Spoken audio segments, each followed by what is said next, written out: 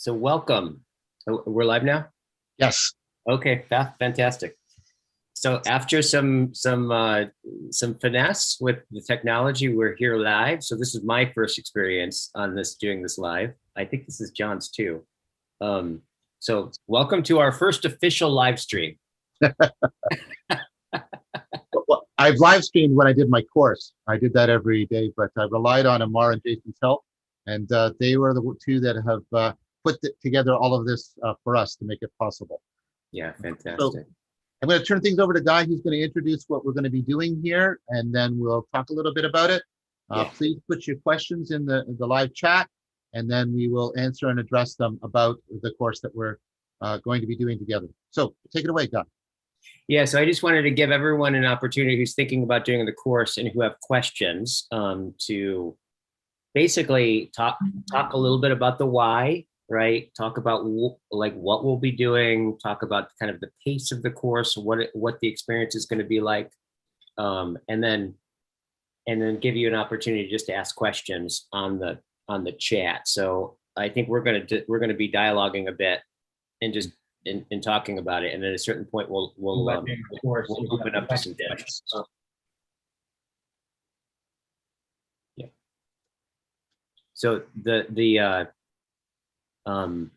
essentially, right, this is I would say, first of all, I'm super excited to be doing this course with you, John. Like this is in fact, this as we've been organizing it and getting it together and, putting out the videos for it and, like letting people know about it and everything that's gone kind of into this part of it, it's had me just get a real taste of the gestalt, right? The overall gestalt of this whole Dialogos project, right? If you want to call it that. Yeah. And what the feeling about it for me is it's like all good. Like it just feels like it emerged from a good place. It's coming from a good place. The people who are responding to it are responding to it from a good place. The whole thing just seems really, really, really good, which probably has something to do with, right, Platonic dialogues, which are all about the good as such, right? So it makes sense. So I've noticed like the internal experience of the mood of this whole project is this kind of feels to me, it definitely feels to me that we are a part of something, right? We aren't at the head of something, right? We're more like we've stumbled upon something and been articulating it with a whole bunch of people, right? And so like not only the people that we've been talking with, right, and all the people who've participated in viewing and their comments, but also the tradition, because in essence, Dialogos is arguably is what the Western intelligibility is really grounded in, right? So it's like the indebtedness of what we're going to be participating in with Dialogos is just, it's astronomical, right? To what degree, right? This is a collaboration, to say the least. Yeah, I think that there's a kairos. I think many people are understanding and sensing that we're at a turning point, and I think the COVID crisis sort of sharpened people's sense of that in an important way. And people are looking for a bunch of things. They're looking for how to connect to other people. They're looking for how to discuss ideas with other people without falling into acrimonious debate. They're looking for a way in which they can ground, their judgments about how they should live their lives. Is there something, a source of wisdom of living wisdom, not just traditional wisdom, but living wisdom that they can consult, that they can participate in, they can practice to help bring guidance to their lives. And then, of course, there's issues around meaning and transformation that many people are confronting right now. because we're in this, we're in the rain shadow of religion for a lot of people. Not that this is meant only for those people that are outside of religion. Many people have talked about how these practices enrich their religious lives, but it's also hopefully a bridging practice for people who also don't belong to a particular religious tradition, but are seeking that kind of fellowship that used to exist within a religious framework, in way in which language and communication was used for communing and for transforming and not just for convincing. And so I think the culture as a whole is seeking this. All of these practices, all these communities of practices are emerging.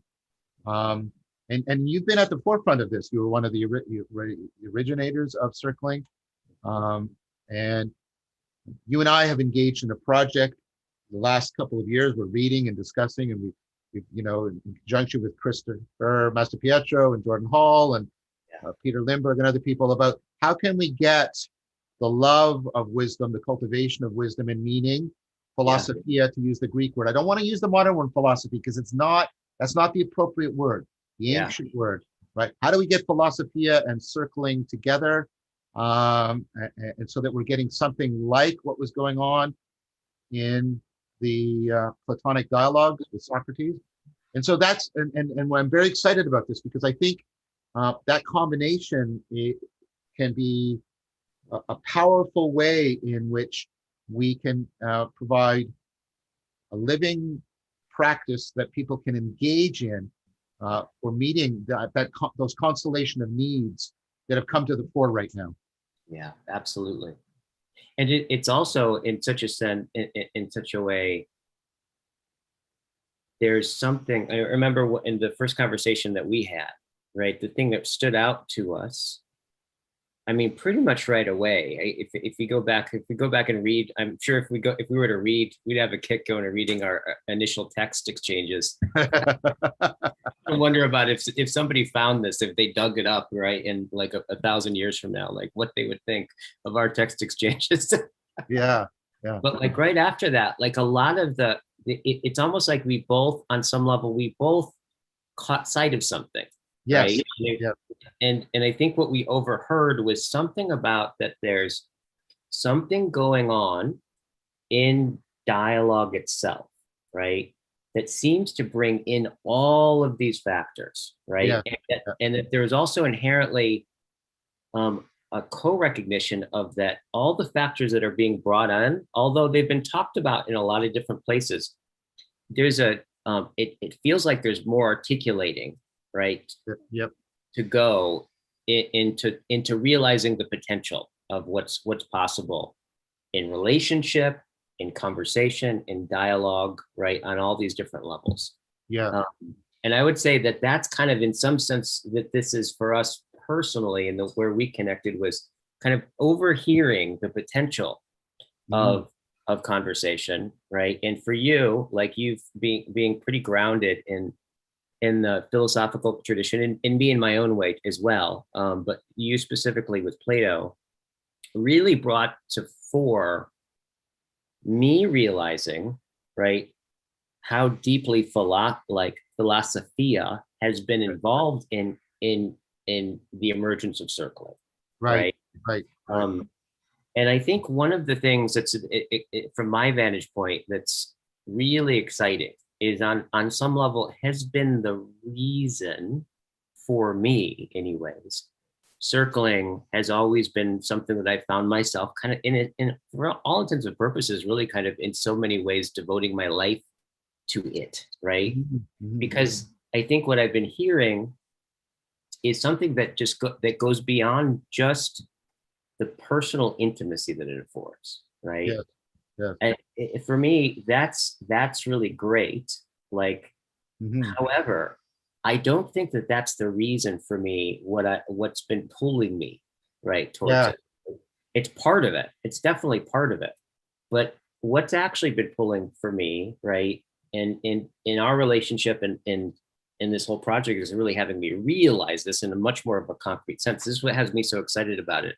Is that the North Star has been that there's so much you could say, self-transcendence Yeah. available, Yes. right? Yeah. In the way fellowship, the way that we commune, we can afford that with each other, right? And there's that potential. And that's, I think that's the personal end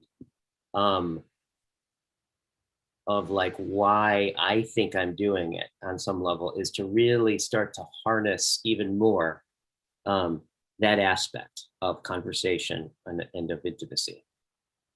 I think that is also deeply, that's something that deeply calls to me. Um, you're right. I mean, and in and of itself, it's tremendously valuable. When they're in a circling practice, right? There's a tremendous sense of intimacy, people discovering a profound kind of intimacy that's not friendship and it's not romantic intimacy. That's why you and I often use this term fellowship, which is an older term, but it's wow, there's this important kind of intimacy and way of connecting to people. And the thing is, right, when like we are mirrors to each other, right? As you connect more intimately, and you connect in this new way intimately to other people, it affords you connecting to yourself in a kind of, right, in ways that you were not previously aware were available to you. And of course, the two are while circling, right, and with each other. But the thing is, and that in and of itself is like, wow, that's kind of the Socratic self-knowledge in a certain way.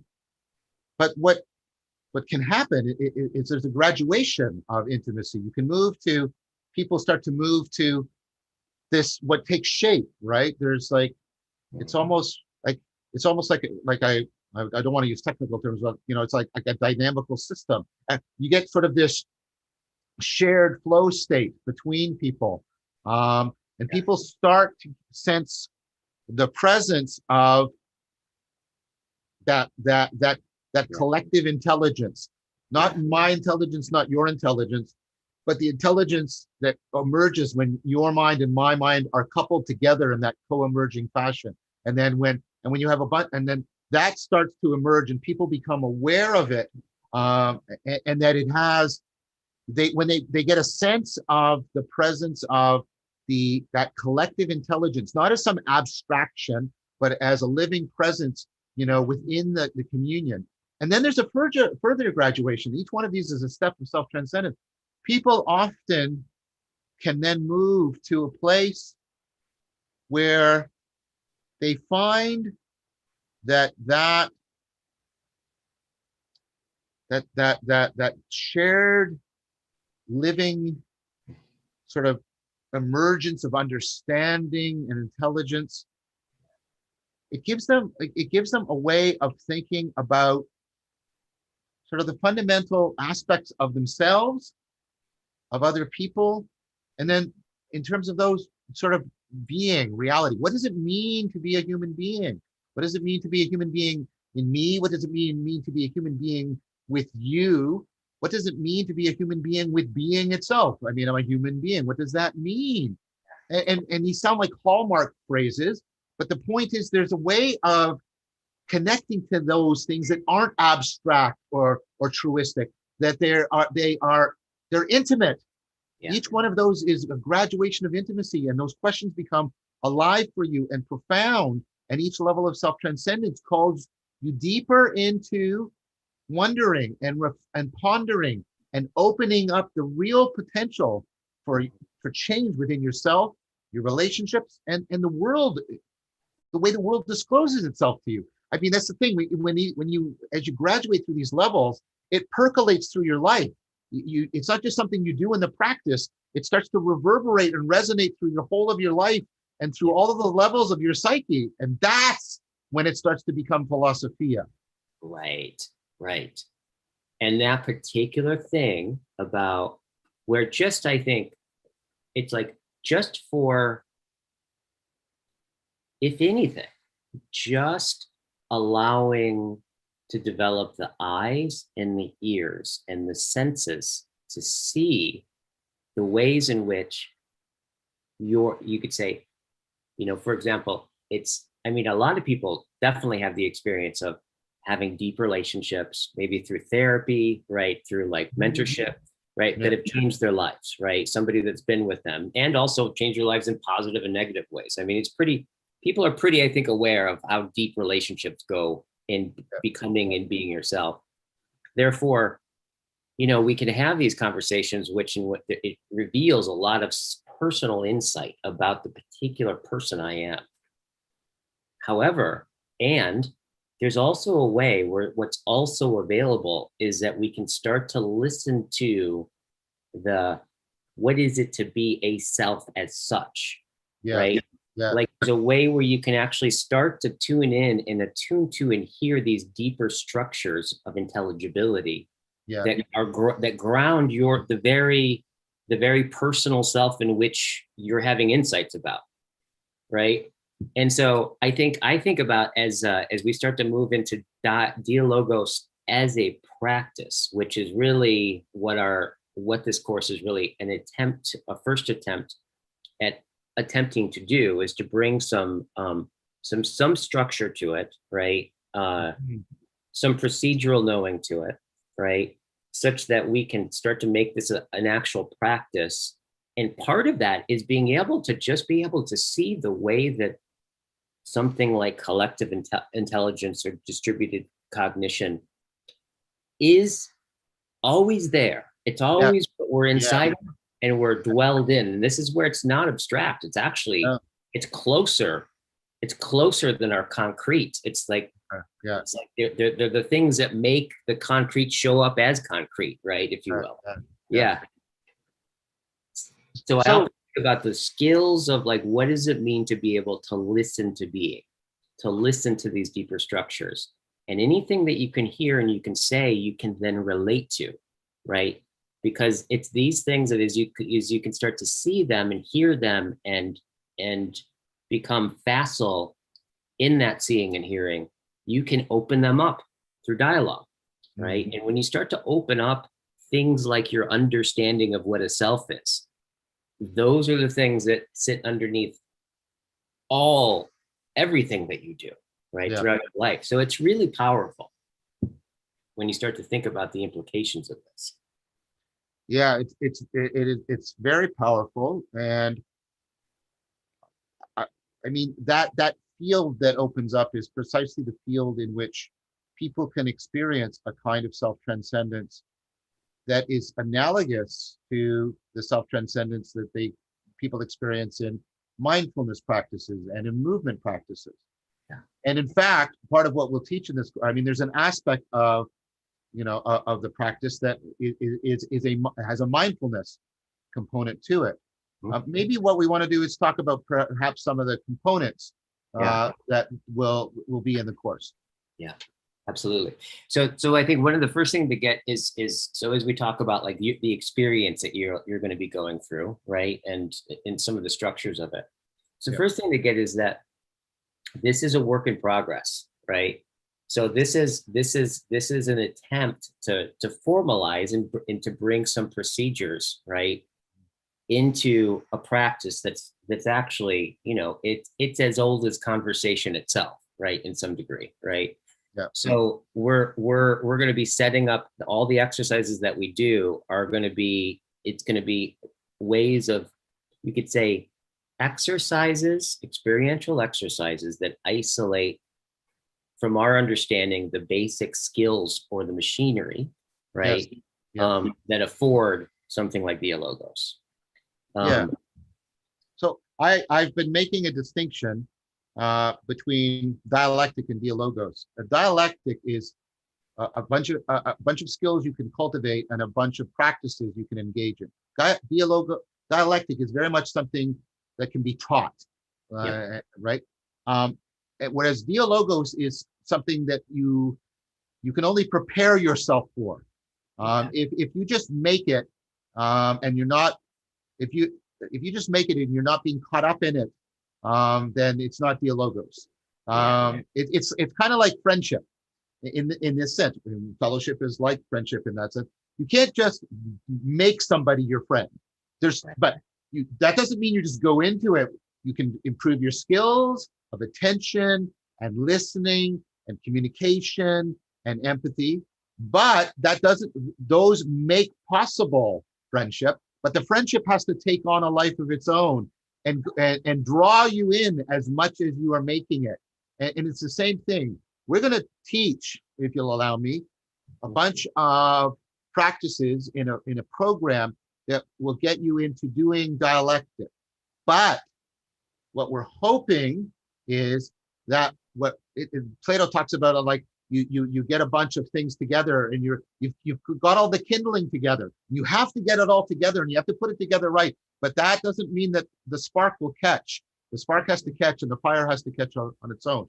So we're hoping to do both exercises of dialectic, but also help to facilitate and coordinate and sustain when Dialogos takes flame. When it, right? And so you'll have the expertise of the skills from dialectic, but we also want you to encounter, right, the experience of Dialogos. And we're trying to get those two together. And this is very much something like a good jazz performance that's going to depend on what we all bring to it and how we all come to it. Yeah, absolutely. And so the three basic things that we're going to be working with, right, that already have a history and establishment of as a practice is one, circling. The other one that we talked about is philosophical friendship, right? And then fellowship, yeah. And then philosophical dialectic. Yes. Right. Yeah. So you could say, so circling is the thing that I co-founded, right? And circling is essentially about a yoga for intimacy, a yoga in what you could call the intersubjective, right? The cultural sphere, the we space. It's also been called the we space, right? Of how is it that you inhabit, right, a way of being that encourages a deeper sense of intimacy, safety, and the kinds of insights and risks that one takes, right, in communication and in listening that foster deep moments of connection, basically, and how to harness that. And so I've been doing that developing that with lots of other people for, I don't know, 25 years at this point. Yes.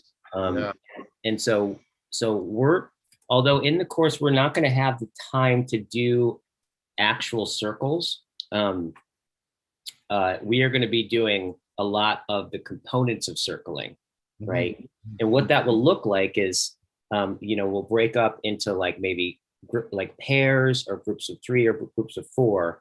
And then we'll give you something like a specific like sentence stem per se to say over and over and over again to each other.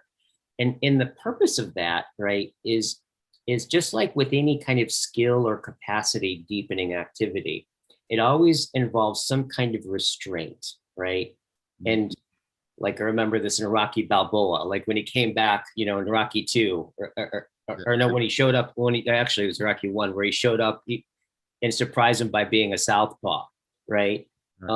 You see him training, right, where they tied his right arm to his body, so it forced him to have to use his left arm, right, to become a southpaw. So, and that's really an example of most skill building activity, right, has to do with these kinds of constraints, so that your automatic normal way muscles that you use, right, or capacities are restrained, so it forces you to develop one particular trait, right? And so there's all these different, you could say, tracks with communication and listening and intimacy and ways of being that open up like an inner subjective intimacy. And so we'll be doing exercises where you practice those, right, over and over and over and over again in different ways. And so we'll go in and have that experience. Then when it's done, we'll come out and we'll debrief the experience. We'll talk about what you've experienced, right? We may adjust it and go deeper on it, just the exercise, and have you go back in, right? And deepen it, feedback and going back in at different levels, right? On communication, on intimacy, right? On sharing yourself, right? And all the different things that you can think about with intimacy. That's the circling end of it, right? And then we're going to move into practices around philosophical fellowship. Yeah. And so this is a practice. There's a couple of videos that I've done that have been uploaded onto YouTube, and Guy's also done. Yeah. This is inspired by the work of Randall Hababat and others, also that's been over a couple decades. And the idea of philosophical fellowship is to bridge from that circling intimacy, but to get intimate around a philosophical text, for example, and learn how to sort of not read for information, but to commune for transformation, to read a text in a way in which we are presencing the voice of the author, the perspective that that person has, which is presumably a wise perspective, it's drawn from a philosophical tradition, and interacting with that voice and the perspective and with each other's voices and perspective as a way of bringing to life the aspiration to wisdom through a particular philosophical text. So once again, when we're using the word philosophy here, we don't mean academic, scholastic study or logical argumentation. We're meaning, and this is what Lahav talked about, we're talking about a contemplative practice that is designed to get you into a frame of being, not just a frame of mind in which you are aspiring to a wiser way of life, a wiser way of seeing and being. So that's the philosophical fellowship practice. And it starts to get you to see in practice, in experience, the skills that will bridge between, right, circling and philosophia. Yeah, totally. And so what that looks like is basically you'll we'll say we're working with somebody like Spinoza, right? We may give some context for Spinoza, yes, right? And then they'll take like one phrase, right? One sentence that powerfully transmits, if you will, the essence of something something like Spinozian thought.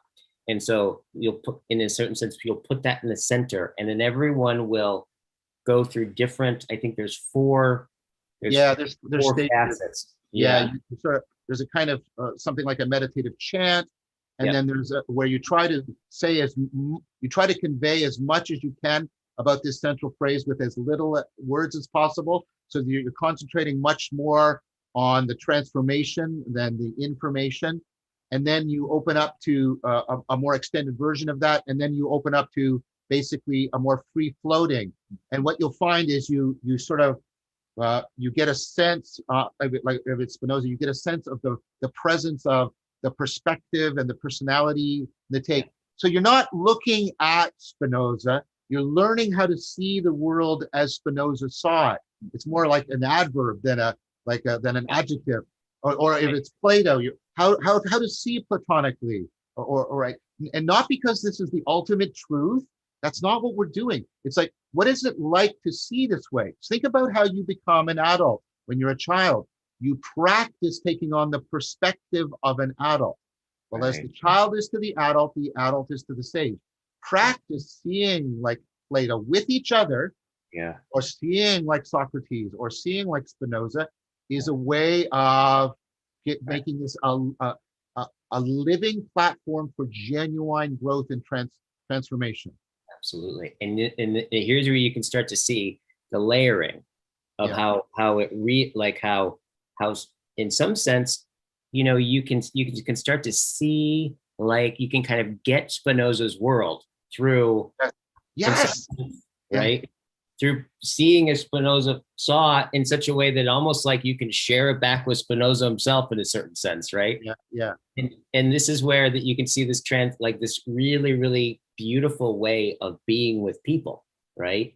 Of how that translates, where you can start to see that everybody has a deep understanding of whether or not they know it explicitly, right? It's if they've ever been able to articulate it, but everybody's standing on a ground of something like a personal philosophy, right? Of the way that they see, and that you can start to become sensitive to actually appreciating that and hearing that in other people, and then and then being able to like try them on, similar Yeah. like we would with Spinoza, in some sense, speak where they're coming from in some degree, like more than they ever could themselves, right? Yeah. And these are moments of like deep seeing, right, that afford the kind of intimacy that's just pretty profound, right? And then what we'll do is move into a practice, again, dialectic. Again, don't confuse dialectic with dialogos, which is a practice where we basically, it's involved with 4 people, and it builds on all of these. And what we are doing there is learning to take the skills from circling and philosophical fellowship and draw each other out, get into a shared flow where we're drawing each other out and into insight as we reflect upon not a particular, not on just each other or even a particular philosophical text, but when we reflect on the very groundwork of a good life. Yeah. What is it to be an honest person, for example? And the point of dialectic is to not get into combative argumentation with each other, but to learn to gently and in fellowship draw each other beyond as we reflect on these questions. Not because we're going to come to an answer. We have one of the things that defines human beings is we have been wrestling with these questions, and we will continue to wrestle with them for as long as we're human beings. But that doesn't mean we should do nothing. But instead, what we can do is, well, no, if I ask the question, if I really want to ask the question, what is it to be honest? Part of what you come to realize is I can't answer that question without determining that I'm going to become more honest. There has to be something in me that loves honesty, that is aspiring towards it. Well, what is that? How is it in me? How do I see it in other people? How do we coordinate those together? How do we deeply understand together, drawing each other beyond what we can get to on our own? That's the defining thing. If all of the people participating can get to a place in wondering about honesty or truth or wisdom that they couldn't get to on their own, then dialogos has taken place. And people start to sense how much more there is, but that's also how much more is available to them and within them. Yeah. And this is where what this kind of looks like is that you start to, and this is where it starts to really draw on John's specific expertise, right? Of but where you start to make proposals, right? Yes. And I thought about this. It's like, this is something I think that there is something, we all have intuitive hunches about things, right? Yeah. And intuitions about things that are difficult to put into words, but it's the unique, like in some sense, the unique original like sense that you have about something. And so like making these proposals has a lot to do with, I think, taking your intuitions and actually translating them into proposals, right? Yeah. Into communion, right? Just that act itself, to translate, right, your intuitive sense into proposals for other people to listen to, right, and to relate with. So taking proposition back to what it originally was, a proposal, which is exactly right, and then trying to and what Guy said is exactly right. We're trying to get between these two things.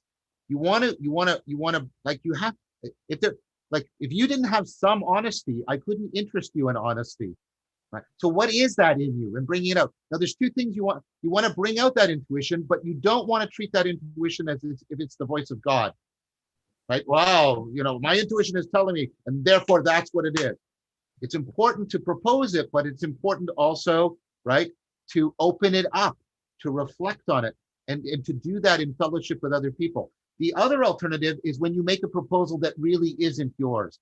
Some technical definition you've heard, some idea you really like, but it's not speaking from that attempt to get the intuition into discussion. So, and this is how you help each other. You challenge each other, and you ask questions, again, in a cooperative manner to try and get people to speak from their intuition, but to speak beyond their intuition. And that is where the magic happens. Right, right. And so, and then there's the other side of that, which is in some sense, this is where we get into that Socratic midwifery. Yes, right? the listening, the active listening Yes. that is a Yes. part of it. Learning how to properly listen to somebody and to make them make what they're trying to do the focus. Help them to give birth to their thought. Resisting appropriating it, talking about your own experience, but being in service to the other person, helping them, draw them out, getting them to notice things that they're not. You're like a mindfulness mirror so that they can see themselves better, and you're drawing them out, and you're learning to listen in that passion. So, and then it'll turn around, and then you will get to propose, and you will be listened to in that way. And it goes in a circle between people. Yeah. And so these are kind of things that at some of the things that are at the basis of kind of conversations that can start to afford something like transcendence, right? Because at some point, and this is, I think, that what John was talking about, this is, in some sense, this is the gardening, right? Like the gardener always talks about, like, you can plant the seed, but you can't make the seed grow. But what that says is that the gardener is more of attuning to something, right? Whatever it is that makes the seed grow. Like there's a deep attunement to that in attunement through our listening, through our speech, through the way we comport our body, right? The way we pause and step back. And so this is you could say are some really like concrete, specific ways of fostering that attunement. And so you say that when it sprouts, right, that moment where all of a sudden that intuition that you struggled to kind of everyone else kind of birth to, and then through that process, something else gets birthed that's beyond your intuition and everyone else's, right? That opens up to something that was beyond the sum of all of us, right? Yes, exactly. And that's Dialogos, right? Yeah. When you get those shared insights, right, that reach deeply into you, and all the aha that goes deeply into you and deeply into the other, and both of you into the topic that you're trying to get clear on, that's when Dialogos is now present. And then what starts to happen is it's almost like when everybody's making music and you attune to each other, and then the music takes on a shape, and then you start to follow the music. And then eventually what will hopefully happen is you'll be able to move from sort of dialectic into a free-flowing Dialogos. Yes. And so what we'll be doing is these exercises, right, as the basis of that, right? And then at some point we may or may not have that experience of things starting to catch, right? And then we'll start noticing the differences that made that difference, right? Exactly. So there's a final part of this that is properly described as kind of an apprenticeship. What we can do is give you a lot of practices, and then when the logos take shape of its own accord, trying to get to notice and to help you notice and to reflect on it in different perspectives, so that you can more and more attune yourself to its emergence. Yes, totally. So so basically that's going to be the flow of it. We'll set some context in the beginning. We'll give some instructions. You'll break into going into groups and doing that particular exercise, right? Then you come out and we'll talk about it. We'll regroup, right? We may go back and do another exercise, right? Come back, regroup, talk about it, come back, regroup, adjust, right? And we're just going to be progressively layering these things, right, through to Sunday, where I would imagine, I mean, it's hard to foresee exactly what it's going to look like, right? That's the beauty about this, right? So maybe what we should start to do is take some questions now, Guy. Yeah, totally. Absolutely. And just one other thing I wanted to cover just in terms of logistics. So my company, the Circling Institute, is hosting this. So we'll have I'll have people who are trained in circling and certified in circling, who are teachers of the Circling Institute. So we'll have staff there, right? we'll be leading it. We have people working the Zoom, right? And so you'll have a lot of support, right? And there'll be time for question and answers. And Great. all So right, 6 questions. I'll read the questions out, Guy, and we can take turns answering them, or we can each answer each one. Great. We can both answer each one. Okay, so the first question is, if we're a little light on the propositional knowledge, will it present a roadblock, or is grasping this stuff intuitively fine? I am not presuming that you will have read any of the philosophical background or know any of the cog-sci theory. This is not, in fact, there's a sense in which it's perhaps better that you don't, because it will make it more accessible to you in the right way. You'll be able to get into right relationship better. So I think that you're concerned that a lack of propositional knowledge or theory might hold you back. No. For example, if where this might come up, well, I don't know anything about Spinoza. You don't have to. When I did this, 2 examples, I do a bit. The person who's going to lead it, well, might, the path will give a bit of background and context, but not in order to give you a philosophical education, but to get you to understand, beginning to do this imaginal practice of, well, where is Spinoza coming from? What is he talking about? How can I make him more real to me? Right? How can I realize him or her here? So needing to know that is not a requirement. Yeah. Did you want to say anything about that question, Guy? Nope. I think you covered it. Okay, the second question, and I'm going to let Guy answer this because I think this is directed specifically towards him. Do you get into how do you get into the course, and is there a cost? Yeah, so the cost is $195 until 2 weeks before. Then it goes up to $250. And there's links down below. We have a Facebook invite, which gives you the link to where you pay over on PayPal. So it's what I think it's still $195 right now. I'm not sure what the date is. Let's see. It will be, because the 2 weeks start tomorrow. Yeah, totally. So it's $195 up and through to tomorrow. So if you know you're going to do it, I would pay for it now. That's so $195 US, by the way. Yeah. Yes, US. You got it. And so we'll make sure we'll put in the links. There's also videos online. You can go on, and we'll put links to those that have the information, etc. Yeah. Is there anything else we should say about how people can find out the logistical questions? Nope. I think everything should be logistically on the page. Right. After you pay, right, at some point you'll be getting an email with all the details of, like, the links and how to just logistical stuff to show up with. Okay, great. So this next question is a little bit more it's a little bit more philosophical. That's what I guess want to say. Why is this style of dialogue so hard with subjective issues, but so easy with something with immediate objective results, like building something together? So I'm not quite sure if I understand the question, or what you mean by subjective issues. Do you mean perhaps what you mean are issues around people's values or their particular beliefs? Is that what is meant? But it's easy when we're dialoguing about, when we're making something objective together, like, I don't know, building a house together or something like that. Yeah. I think the point about this whole program is to actually reduce that dichotomy. Yeah. I don't think it's natural, that difference that you're pointing to.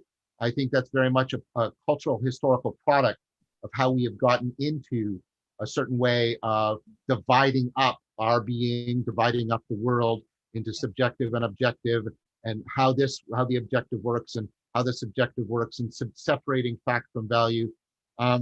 So instead of answering the question directly, I want to sort of drop below it and say, well, what this practice shows you how to do is to really reduce that difference, so that there is a way in which people can get into deep conversation, even about things that they subjectively disagree with, in a way that they mutually find beneficial. And and rewarding and affording of further conversations. So that's how I'll answer that. I'll let Guy answer now. Yeah. Guy, do you want me to read the question, or are you okay? Okay, if you could reread the question again, just so I make sure I'm listening. Why is the style of dialogue so hard with subjective issues, but so easy with something with immediate objective results, like building something together? Yeah, totally. I mean, one of the first things that I could imagine that a part of this, right, has to do with, like, when you build something, it seems implicit that you know the outcome, right? So it's like, when the house is built, right? If you're having conflict, right, you don't, conflicting in values or something like that, and you're trying to work that out, you don't quite know when the house is built in that part. So I think there's something probably in there with it. I would say that I think this actually kind of points to something. And maybe this is kind of points to actually this philosophia as the practice, right? And maybe the word philosophy, right? Like maybe it starts to point to the difference, where what we're really doing is a fellowship, a way of conversing, right?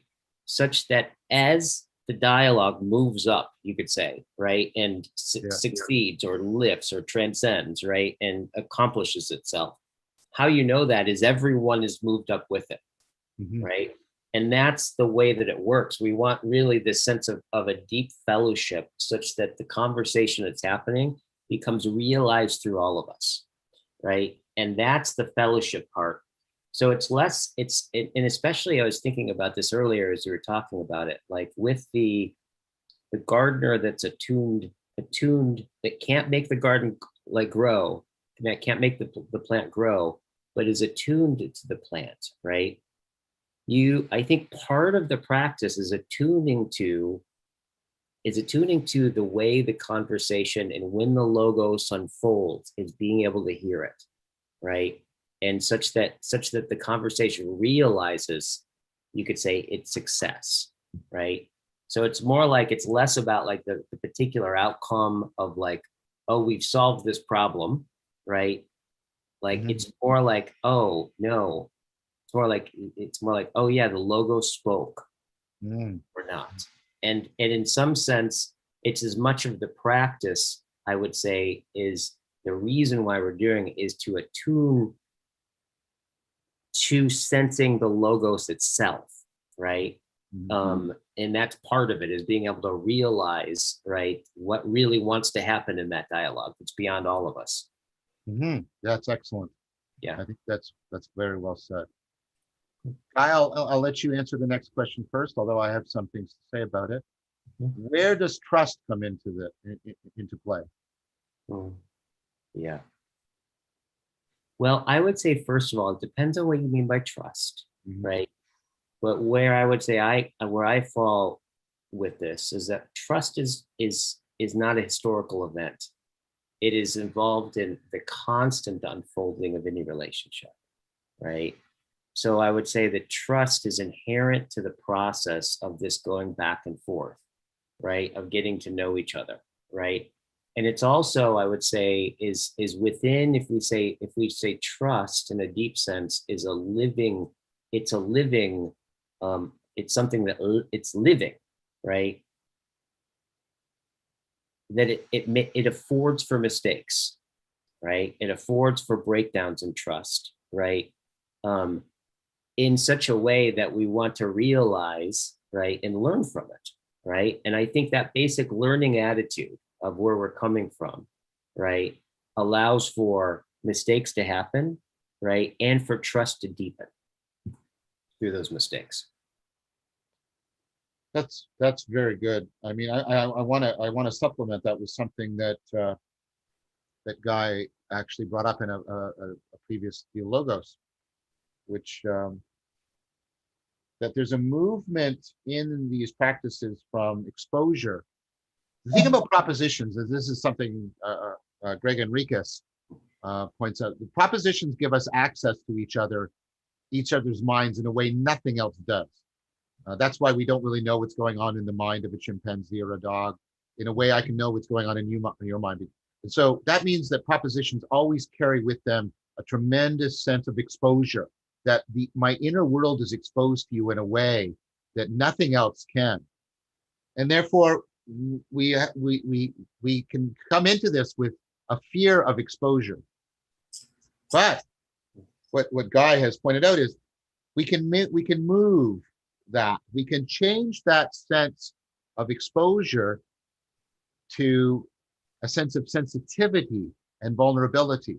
That sense of exposure becomes, well, I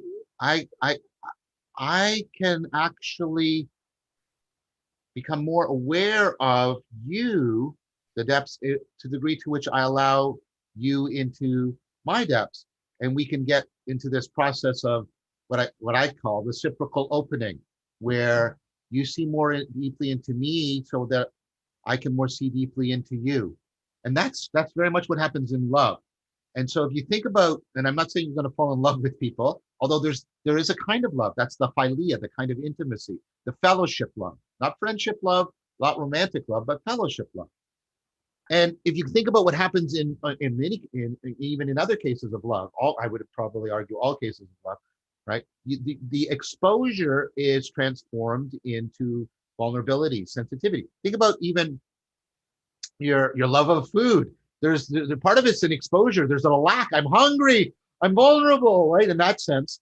But then it goes to, but hunger's the best sauce, to quote Cervantes, right?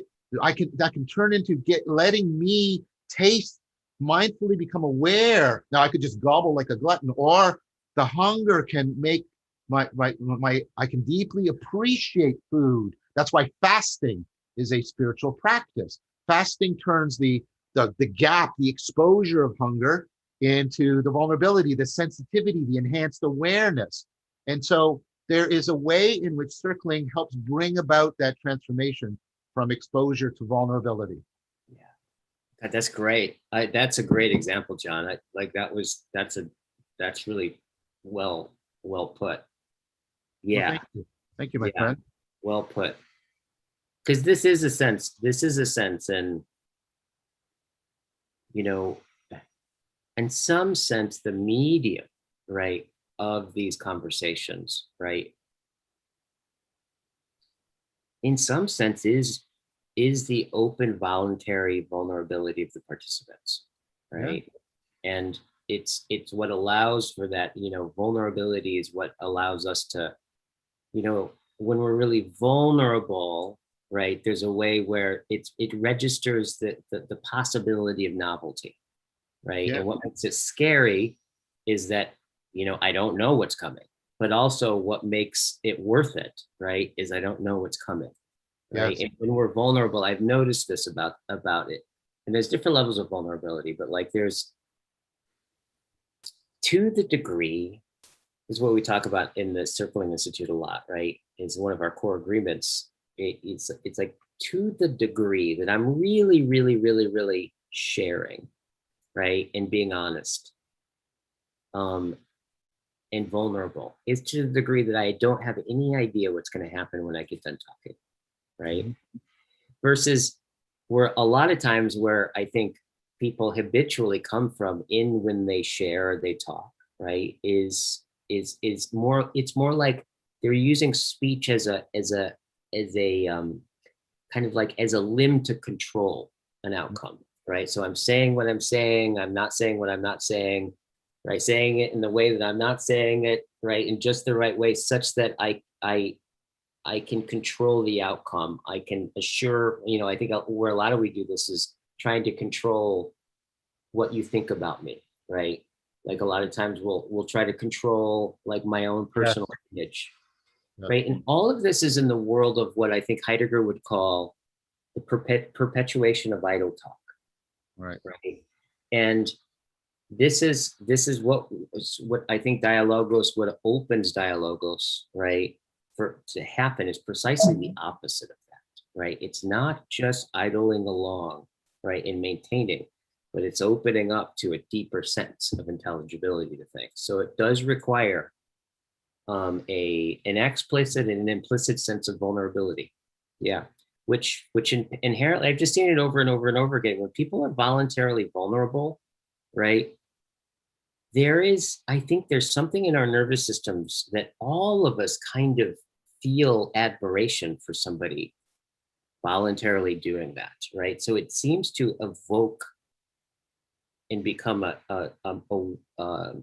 something that's deeply admirable. So this is a really good, this is a really good question. I mean, this one hits deep. This one was deep. Yeah. I mean, Socrates famously said that wisdom begins in wonder. And wonder is unlike curiosity. Curiosity is you're just trying to fill in your knowledge gaps. And that's important. Curiosity is important. But wonder is this kind of thing where you're opening yourself up. Wonder is to call into question.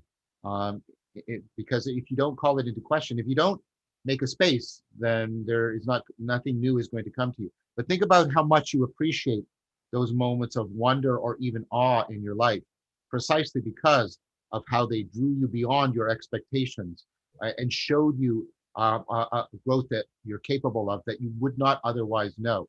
And so we're trying to give you a series of practices that will engender wonder so that you become connoisseurs of your own experience and your own existence. And that is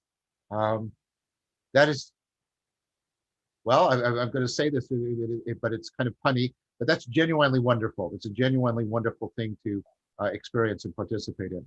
Yeah. Okay, we're going to move on to another question, Guy. Is there any preparation necessary, recommended mentally or physically? I would expect the circling session could be very different with 4 people who've just sprinted 200 meters, for example. So how would you answer that, Guy?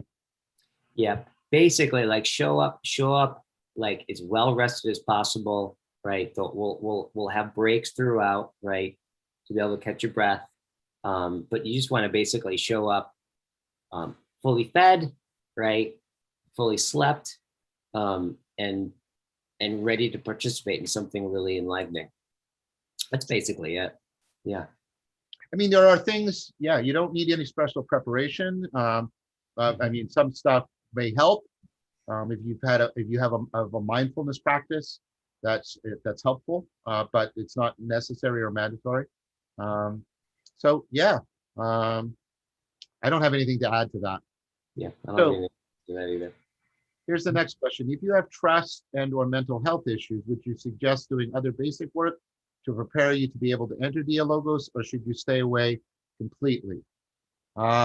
So there's a bit of an ambiguity in that, because mental health issues range from things that this practice can definitely accommodate, and these practices can definitely accommodate and help, to issues that this practice can't address them. So I'm not quite sure if it's sort of anxiety or depressive types of mental health issues come to this practice.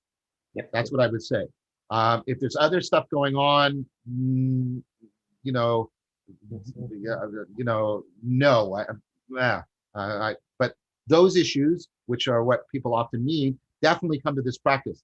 On one condition: don't come with a mindset that you're going to receive therapy. Yeah, that's not what this is. Okay, this is neither therapy nor conversation. It's something beyond both of those. If you need therapy, please go into therapy. If you're in therapy, this will complement it, but do not come here looking for therapy. That's not what's going on here. About the trust issues, again, I think we've answered that in the previous question. This is very much a way of learning to entrust to other people, to a practice, to a process, and a kind of trust that's not based on giving you certainties, but of you, like the way when you become a trustworthy person because you're faithful, which doesn't mean having faith. It means staying in continuity of contact with a person, responding to them, staying alive to them as they go through their life. That's what makes you a trustworthy person.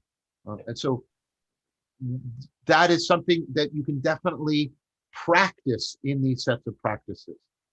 Guy, how would you like to respond to those questions? Totally. And I think you responded just great.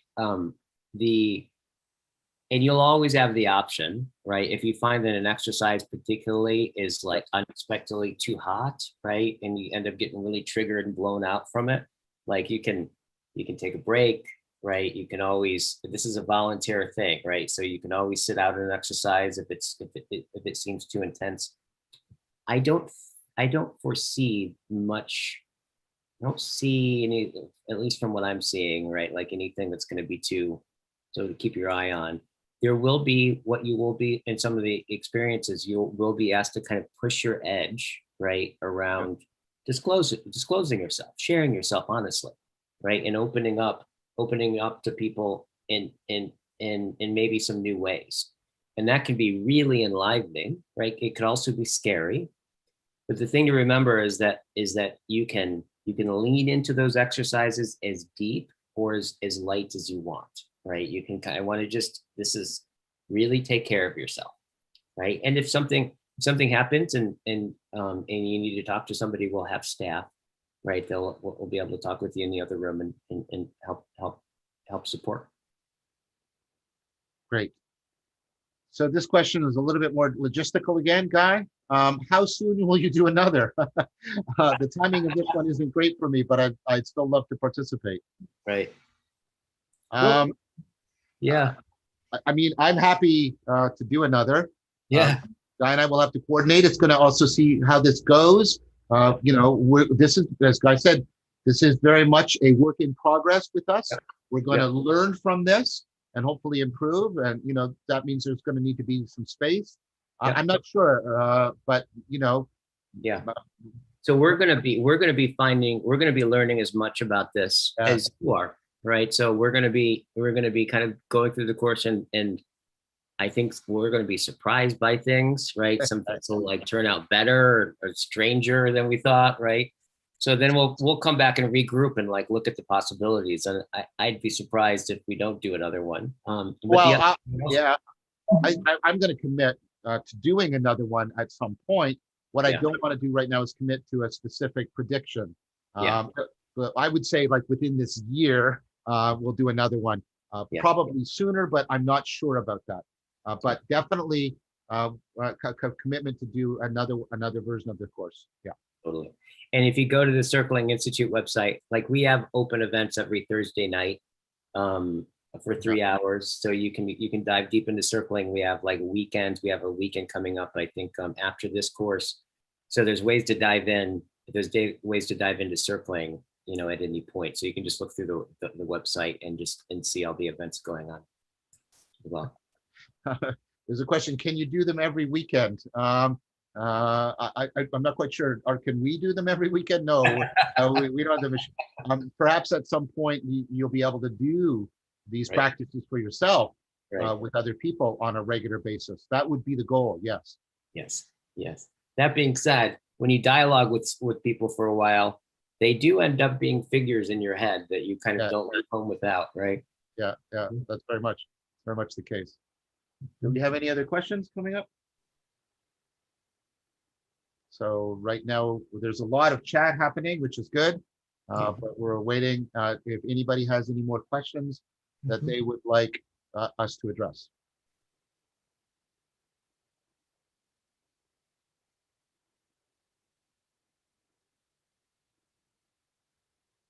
If not, we can start to wrap it up then. I think so. So we'll move to wrapping it up. One more call out. Any questions, anyone that need to be addressed? All right. One more question. Great. So I'll read it out. How do you express your intuition knowing that it's vulnerable and have mental hurdles speculating the possibility of ill intent from the person using said vulnerability against you? Well, that's why this is a slowly graduating process. We don't dump you into the deep end of dialectic. We get you used to the more shallow waters, if you'll allow me to use the swimming metaphor, and then you will progressively make your way into the deep end. And as Guy said, you do not at any point abandon your sovereignty. Now, your question is a good question, but it's a question in which you have to learn skills through practice that help to move you through to a place where you feel that you have the power to accommodate those deeper challenges. Right? But what you can count on is we don't dump you into the deep end of dialectic. We start you here and move you progressively through so that you learn how to express your intuition while also being able to trust that other people are going to enter in good faith into communication and communion with you. How do you do that? And how do you help make that happen? And how do you help notice it when it's happening and drawing it out from other people when it's happening for them? This is, in fact, what you'll learn. Guy, did you want to respond to that question? Yeah, I think that's the, if you notice, like the most of what we're going to be doing, we'll be doing some exercises that are more personal in the beginning and sprinkled throughout. But a lot of the group exercises are going to be about a particular philosophical idea, right? Right. They're not going to be where the topic being addressed is going to be, about something personal to you. You'll be expected to you want to show up personally and bring your whole self to it. So it's not going to be like anything like a therapy group or something like that. No. Yeah, just to keep that in mind. Yep, very much. Next question. Do you apply these techniques in your inner dialogues and monologues? Yes, I do. And there's deep connection between the inner and outer dialogues. And Guy and I and Chris and a bunch of others are working on an anthology about just that, bridging, called Inner and Outer Dialogues. In fact, one of the things you can learn to do is realize that your monologues are actually dialogues, and you need to properly bring out those dialogues and listen to the other side in the dialogue. That doesn't sound as crazy. I hope it doesn't sound crazy, but it's not as crazy as it sounds. That becomes, and people are already, there's a lot of convergence. A lot of the psychotherapies are converging on this idea of inner dialogue, IFS and forms of EFT, even certain versions of CBT. So very much, and for me, and this is very much the Socratic practice, the inner and outer dialogues, inner and outer dialogos, they are also in dialogue with each other. They are constantly drawing forth and affording each other in an ongoing manner. Yeah, agreed. I just think it's that likely will happen. See, there's nothing like a really, really, really good friendship, right? That will have you realize ways that you negatively converse with yourself, right? Yes. Yes. Right? Yeah. Because we're always, that's the thing I've just really appreciated about circling is just, I had no idea to what degree we are relational all the way down, right? Yeah. Even when we're alone, right? Yeah. That aloneness is predicated on being a being who's already with others, right? So I've just come, all I can say is I've come to like just so appreciate how deeply we are all relationship all the way through. Yeah, there was a context for that question where the person said, I mean, when you process stuff that's unclear to you or you feel conflicted with your thoughts, which you've just addressed, Guy. Antisthenes, who was one of Socrates' disciples, said, when asked what did he learn from Socrates, he said, I learned how to dialogue with myself. And people, well, but you're talking to yourself all day long. And he said, no, not the way that you talk to yourself as if you were talking with Socrates. Yeah. And so that goes to the next question, by the way. Can this help us internalize the sage? Yes. Yeah. Yes, exactly. That's exactly what was going on here. You start to learn how to internalize the sage, and you practice on various sages. You practice on, like Spinoza or Socrates, and then you practice being like a sage to each other, sort of apprenticeship sages when you're doing the dialectical practice. So yes, that's exactly what it is. And when you internalize the sage to a degree, then your inner dialogue goes from that ruminative, self-conflicting thing to like conversing with Socrates, where there's clarity and there's ways of resolving inner conflict. Yeah, absolutely. In fact, I would say, one of the thoughts I just had is, as you're bringing this up and talking about it, is in some ways, right? This is so central, like, because I think what you're talking about is like we all have a superego, right? That internalized voice of authority, right? That if it's pernicious, right, it can become extremely punishing and restrictive. But if you notice, right, it has a particular function. It's the same function that like when you're it works with shame and humiliation basically, right? So it's like when if you imagine going to Starbucks and go, all right, and if I told you go lay on the floor on your back at Starbucks, immediately just thinking of it, like you tighten up and you blush and you feel embarrassed, and imagine having to go through the experience of just laying on the floor. Now objectively there's nothing, no one's hurting anybody, but everyone's going to be like horrified, right? And I think that's a social condition, and it shows that horror, right, is something like the superego, right? And we have one of those in our own psyches, if you will. And this is where I think if the sage starts to, in some sense, where the superego get really pernicious is when it becomes the voice that tells you what reality is, right?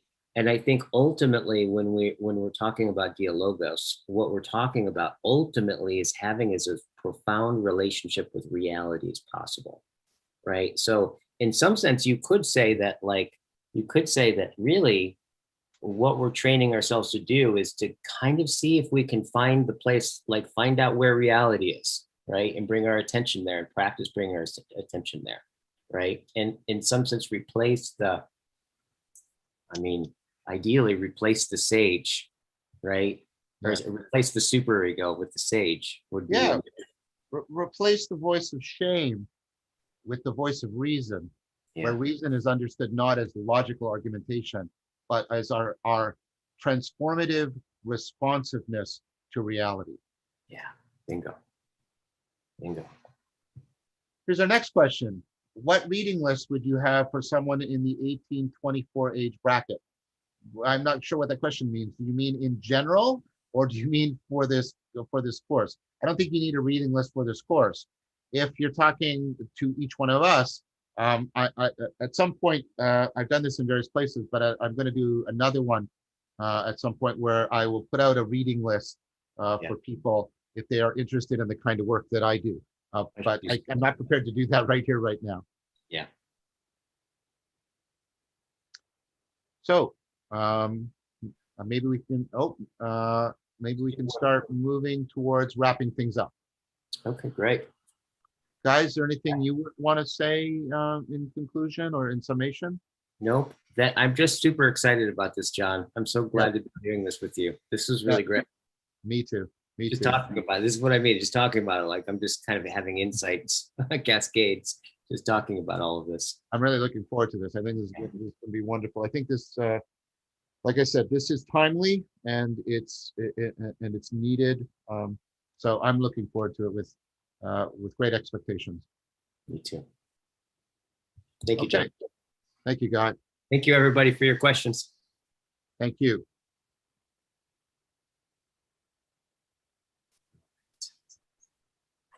Okay, great. Hey, I have to get going. I will see you on Monday.